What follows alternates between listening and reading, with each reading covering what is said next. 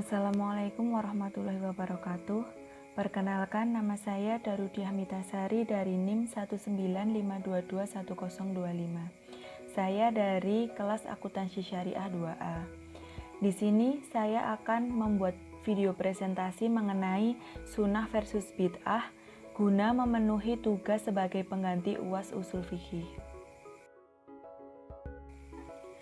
Untuk yang pertama, saya akan menjelaskan mengenai definisi sunnah. Yang akan saya jelaskan adalah menurut etimologi, menurut ulama ahli hadis, dan yang terakhir adalah menurut ulama usul fikih. Untuk yang pertama, yaitu menurut etimologi. Menurut etimologi, sunnah adalah suatu cara yang dibiasakan atau cara yang terpuji. Jadi semua perkataan maupun tindakan itu merupakan perbuatan yang baik. Kemudian yang kedua adalah menurut ulama ahli hadis adalah sunnah identik dengan hadis, yaitu semua yang disandarkan kepada Nabi Muhammad SAW, baik perkataan, perbuatan, ataupun ketetapan sebagai manusia biasa, termasuk akhlaknya, baik sebelum maupun sesudah menjadi Rasul. Kemudian sunnah menurut ulama usul fikih yaitu segala sesuatu yang berasal dari Nabi Muhammad SAW, baik perkataan, perbuatan, atau tahrir yang mempunyai hubungan dengan hukum. Jadi segala sesuatu ini harus memiliki hubungan dengan suatu hukum yang telah ditetapkan. Kemudian berikutnya adalah mengenai macam-macam sunnah. Macam-macam sunnah ini dibagi menjadi 3. Untuk yang pertama adalah macam-macam sunnah menurut ahli usul. Kemudian yang kedua adalah macam-macam sunnah menurut segi periwayatannya. Dan yang ketiga adalah macam-macam sunnah dalam hukum Islam. Untuk yang pertama adalah sunnah menurut pengertian ahli usul. Sunnah menurut pengertian ahli usul dibagi menjadi 3, yaitu yang pertama adalah sunnah qauliyah, kemudian yang kedua adalah sunnah fi'liyah, dan yang terakhir adalah sunnah tahririyah. Yang pertama adalah sunnah qauliyah. Sunnah qauliyah ini adalah ucapan Rasulullah SAW yang didengar oleh sahabat Nabi kemudian disebarkan kepada orang lain. Kemudian yang kedua adalah mengenai sunnah fi'liyah. Sunnah fi'liyah yaitu perbuatan yang dilakukan oleh Nabi, kemudian diketahui oleh sahabat, kemudian sahabat menyebarkan kepada orang lain. Yang ketiga adalah sunnah tahririyah.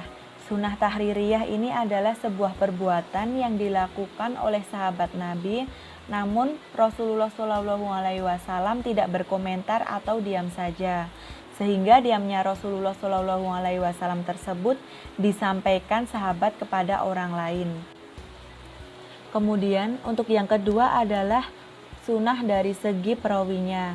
Dalam hal ini dibagi menjadi 2. Yang pertama adalah sunnah yang bersambung mata rantai perawinya, dan yang kedua adalah sunnah yang tidak bersambung mata rantai perawinya. Nah, dalam hal ini sunnah yang bersambung mata rantai perawinya tersebut ada 3 macam. Yang pertama adalah sunnah mutawir, dan yang kedua adalah sunnah masyhur, dan yang ketiga adalah sunnah ahad atau kabar khasah. Kemudian yang kedua adalah sunnah yang tidak bersambung mata rantai perawinya. Dalam hal ini sunnah yang tidak bersambung mata rantai perawinya kepada Rasulullah dinamakan oleh sebagian ulama dengan sebutan sunnah atau hadis mursal. Yang ketiga adalah sunnah dalam hukum Islam. Sunnah dalam hukum Islam ini dibagi menjadi 4. Yang pertama adalah sunnah mu'akad, yang kedua adalah sunnah ghairu mu'akad, yang ketiga adalah sunnah hai'ah, dan yang terakhir adalah sunnah ab'ad. Yang pertama adalah sunnah mu'akad.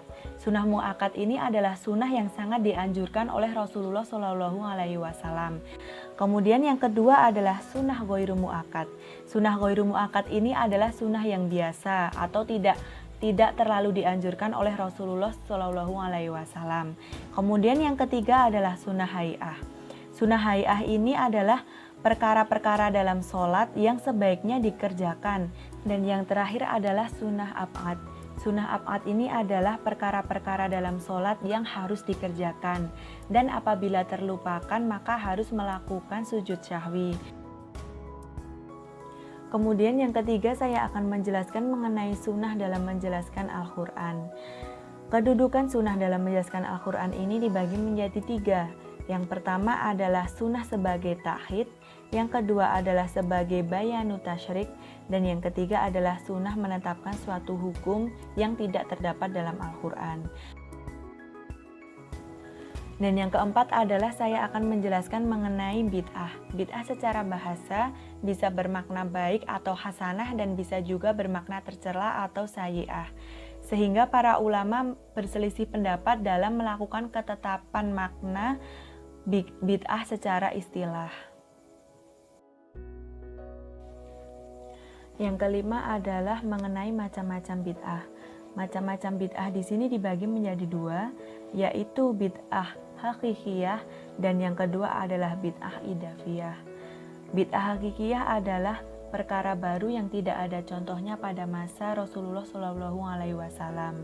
Kemudian dalam hal ini dibagi menjadi tiga. Yang pertama adalah bid'ah dalam akidah, bid'ah dalam ibadah, dan bid'ah dalam adat istiadat. Demikian video presentasi saya mengenai sunnah versus bid'ah. Apabila ada banyak kesalahan pengucapan, saya mohon maaf yang sebesar-besarnya. Terima kasih. Wassalamualaikum warahmatullahi wabarakatuh.